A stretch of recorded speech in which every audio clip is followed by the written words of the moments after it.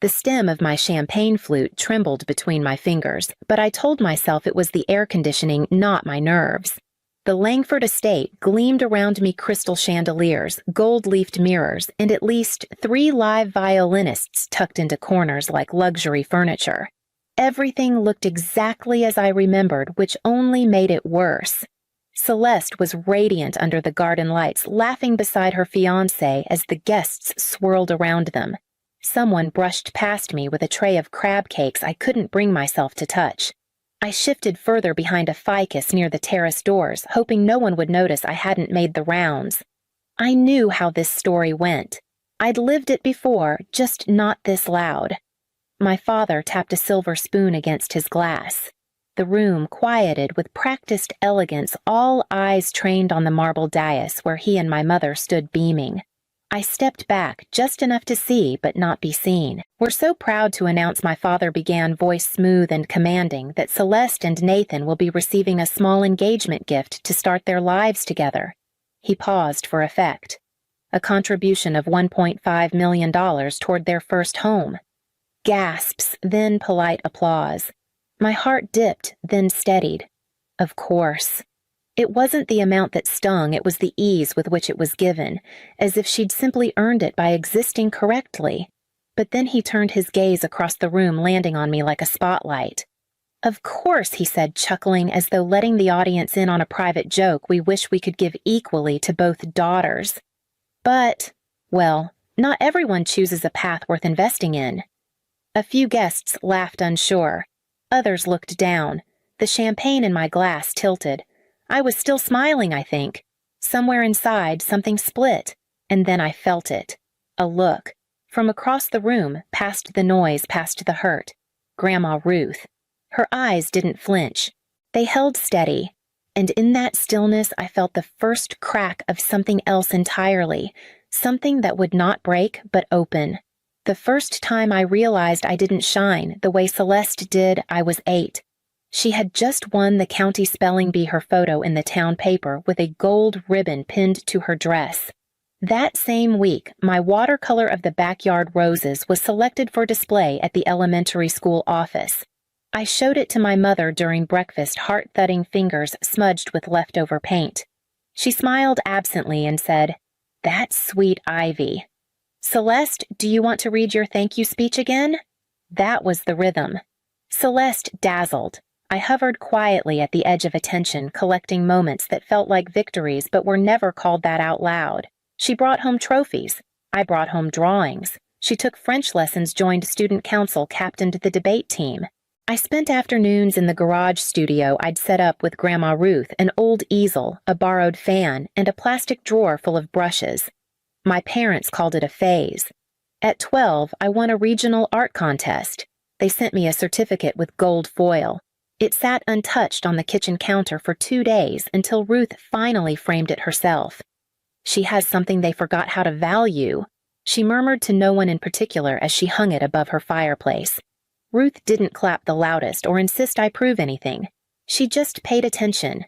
When I spoke about contrast and color theory, she listened as if I were saying something real. When I mentioned the way light changed after rain, she nodded and said, "You see the world differently. That's not a flaw." Celeste never mocked me. She didn't have to. Her success was a permanent mirror, always reflecting what I wasn't. And I tried for a long time to catch up. But in every photo, every recital, every dinner speech, I was the one cropped out by omission. Except in Ruth's world where I wasn't almost enough. I just was. And that memory of being enough in one person's eyes was what steadied me as I reached for the bathroom doorknob, knowing I couldn't hide there forever. By senior year of high school, I had stopped talking about painting altogether. It wasn't dramatic, just a quiet folding in. One portfolio stayed under my bed. The sketchbook disappeared into the back of a drawer. When I told my parents I'd applied to Wharton instead of the art school I wanted, they beamed like I'd finally arrived. "That's the Ivy we always knew was in there," my father said, patting my shoulder like I'd just returned from some long, misguided detour. My mother ordered a monogrammed laptop case before the acceptance letter even arrived. I wore that new version of myself, like a suit 2 sizes too big, never quite fitting but convincing enough from a distance. The courses numbed me. The networking events drained me. I became fluent in spreadsheets, strategic positioning, and pretending I was fine. After graduation, I took a job at a consulting firm in Midtown Manhattan. High floor, big views, a desk near the window. I cried most days before lunch. No one noticed. Or if they did, they were too polite to say. It wasn't one big moment that made me leave. Just an accumulation of small silences of staring at my reflection in the bathroom mirror between meetings and not recognizing the woman who stared back. I walked out one Friday afternoon with a box of desk supplies and never returned.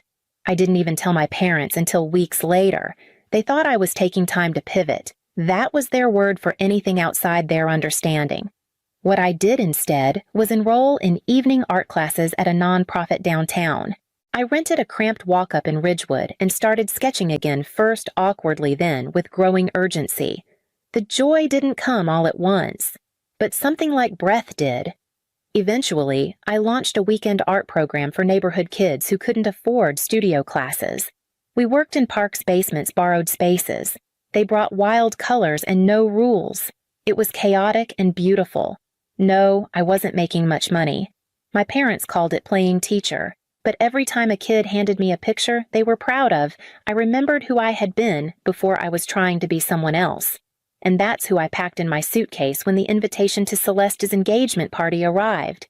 The envelope was thick, cream-colored with gold embossing along the edges, exactly the kind of stationery my mother would choose for anything she wanted to feel inevitable.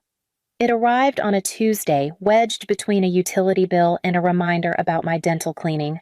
I almost didn't open it. My fingers hovered at the edge of the flap before I slid it back in the pile unopened. But that night, I couldn't sleep. The envelope sat on the kitchen counter like it was daring me to touch it again. I called Milo the next morning. He didn't answer, but texted back 5 minutes later. "What's wrong?" I sent a photo of the invitation and just typed, "Should I go?" He called immediately. "Do you want to?" he asked. "I want to set it on fire," I said. "So, probably yes." Milo. "I mean it, Ivy. If you don't go, you'll keep wondering what it would have felt like. And if you do go, maybe it doesn't fix anything. But at least you'll stop hiding from ghosts." I hated that he was right. Later that night, I pulled out the worn shoebox I kept under my bed. Letters from Grandma Ruth. Years' worth. All in the same looping script. She never used email, never texted. Only ink and paper. One from the year I left my job read, "Your path is yours to name. Don't let anyone tell you it has to sound like theirs to be worth walking." Another, "Some people build houses out of expectations. Some of us plant gardens in their cracks." I read until the sun rose. When I finally RSVP'd, yes, I didn't tell anyone. I bought a thrifted black dress and a new pair of tights without holes. I repainted my nails. Nothing flashy, just enough to feel like I was meeting the version of myself I used to avoid. The night before the party, I packed my overnight bag, sat on the edge of my bed, and folded one of Ruth's letters into the pocket of my coat. And in the morning, I took the train to Connecticut. The house hadn't changed. Same white columns, same fountain bubbling in the circular drive. Even the flowers looked staged white hydrangeas in perfect bloom, as if they'd been ordered that way. I stepped through the front door and into a room I had memorized and never belonged in. "Darling, you made it," my mother said, kissing the air near my cheek. Her eyes scanned me head to toe like an appraisal. "You look comfortable. Would you like to borrow something from the upstairs closet?" "This is fine," I said, clutching my bag a little tighter. The first 30 minutes blurred together. An aunt I barely remembered asked if I was still doing my little art thing.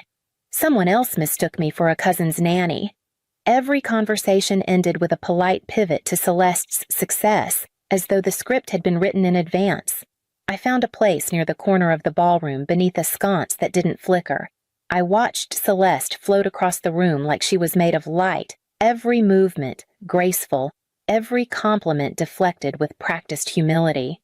She saw me once and waved. I waved back, unsure if she would come over. She didn't. My father tapped his glass. The room hushed. "We're honored to welcome you tonight," he began, arm looped around my mother's waist, and thrilled to celebrate this remarkable young couple. He looked at Celeste, then Nathan, her fiancé. "As a small gesture to support their next chapter, Victoria and I are gifting them $1.5 million toward their first home." Applause. Laughter. The kind that signals money isn't money anymore, just punctuation. Then he turned to me. "We'd love to give equally to all our children," he said, voice smooth. "But not everyone chooses a path worth investing in." Some guests laughed, others glanced away. I didn't feel the glass slip from my hand. I didn't feel the sting until I saw the small cut on my palm from the broken stem. A server rushed over. I mumbled something and walked no-floated down the hall until I found the nearest bathroom and closed the door behind me. I locked it, and for the first time in years, I let myself fall apart. A soft knock pulled me out of the spiral. "Ivy, it's Grandma Ruth." I pressed my palms against the marble counter, wiped my face as best I could, and cracked the door open. She stepped inside, slowly closing it behind her. Her eyes scanned me the way they always had, not for flaws, but for truth. She took my hand, and we sat together on the velvet bench by the window. Neither of us spoke for a moment. "Your father," she said finally, "has always confused cruelty with clarity." I tried to smile. It collapsed halfway. I thought I could take it. I thought I was past needing anything from him, I said. "But I guess I'm not." "You're not the one who should be ashamed," she said, squeezing my fingers. "They're just too proud to admit they've only ever known how to love what reflects them." She shifted slightly, and I noticed the fatigue beneath her foundation, the tremble in her hand. "You don't look well." "I'm not," she said simply. "Stage 4 pancreatic cancer, diagnosed 6 weeks ago.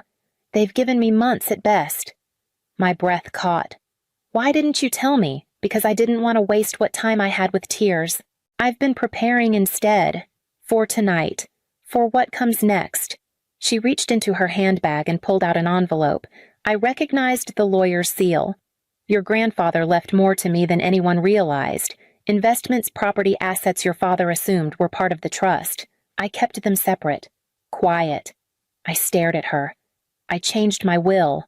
Most of it will go toward something I should have built years ago. A foundation for artists, for the overlooked, and I want you to run it." I shook my head. "They'll hate it. They'll hate me."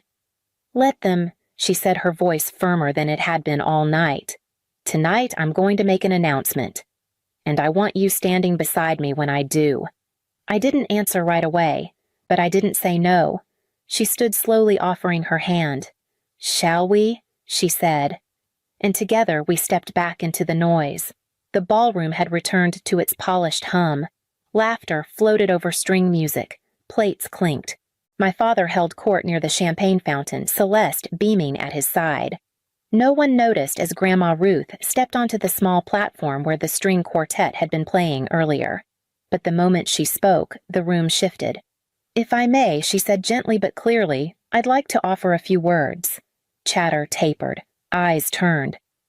As the matriarch of this family, I've had the privilege of watching both my grandchildren grow.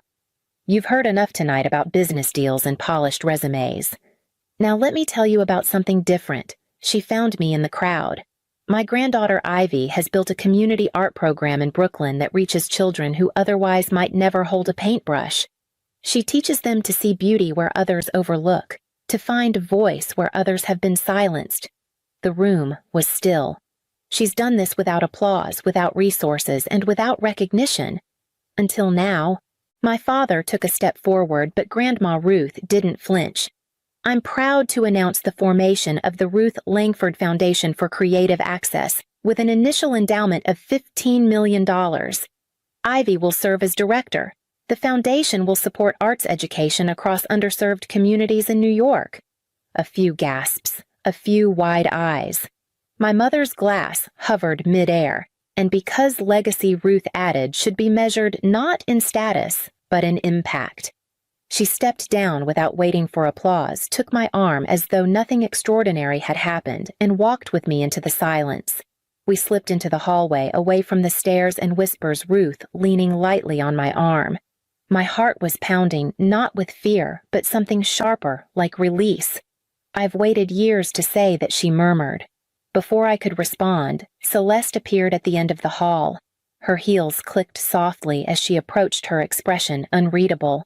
For a moment, I braced for more of the same, another defense of the family image, another reminder of my place. But when she stopped in front of me, her voice was quiet. That was incredible. I nodded cautiously. She hesitated, then added, I'm sorry, for what Dad said, for what I didn't. I looked at her. You didn't have to. I did, she said. I've known for a long time. I just never knew how to say it without breaking something. There was a tremble in her voice, one I didn't recognize. I wanted to be a writer, she said, in high school. I wrote stories, weird ones. No plot, just people thinking too much. I blinked. But they told me it wasn't serious, that I should aim higher. So I stopped. She shrugged like it was nothing, but her eyes said otherwise. Before I could speak, my mother's voice rang from the top of the stairs. Ivy, your father would like a word, in the study. Celeste glanced over her shoulder, then back at me. Be careful. I turned to Ruth. Her hand was already resting on my shoulder. We'll go together. The study looked exactly as I remembered, leather-bound books, no one-read mahogany desk, a painting of the estate above the fireplace, like it was some kind of inheritance in oil. My father stood behind the desk, arms crossed. My mother perched on the edge of the settee, already wearing the look she reserved for difficult clients and family embarrassments. That was inappropriate, he said without greeting. You blindsided us. Ruth didn't flinch. You made a financial announcement about one grandchild. I made one about the other. It's different, my mother snapped. 15 million. For finger paints and public schools, I stepped forward before I could second-guess myself. It's not finger paints, I said. It's a legitimate program that changes lives, something I built from nothing, something that matters. My father narrowed his eyes. This is family money. No, Ruth said calmly. It's my money. And the foundation has already been established. The trust is irrevocable. You're welcome to challenge it, but I suspect the headlines would not flatter your legacy. The silence crackled. My mother stood abruptly. You don't understand how these decisions affect the family. I do, I said. I've just stopped pretending they don't affect me. Ruth placed her hand on my back, steadying. We're finished here. As we turned to leave, I felt the weight lift, not because they changed, but because I no longer needed them to. And for the first time in my life, I walked out of that room without leaving myself behind. The loft still smelled like fresh paint and sawdust. Light poured through the tall windows, casting wide shadows across the studio floors. Children laughed in the next room, their voices echoing through the gallery space where we'd just finished hanging a new round of student work. It had been 8 months since the night of the party. The foundation now served over 100 kids a week across 5 boroughs. We had 3 teaching artists, a part-time counselor, and thanks to Milo, an admin system that actually worked. Celeste came by every Thursday. She helped with grant research, brought snacks, even sat with the younger ones during art time. Once, after a particularly messy session, she looked at her paint-smeared hands and said, I haven't felt this free in years. Ruth couldn't come often anymore. The treatments were hard, and the walks from her apartment left her breathless. But she still called, still wanted updates, still made every decision count. Last week, she asked me to paint her. I did, slowly, carefully, 1 brushstroke a day. Her sitting in her garden chair wrapped in her favorite blue cardigan surrounded by roses. Her face was sharp and soft all at once, just like she'd always been. Today, I hung the finished piece in the front entryway of the foundation. Below it, I wrote the words she once told me in a whisper and never took back. Sometimes what saves you doesn't come wrapped in love, but in clarity. I stood there for a long time watching her watch over us and felt something settle in my chest, not pride, not relief, but something quieter. A peace that had taken a lifetime to name.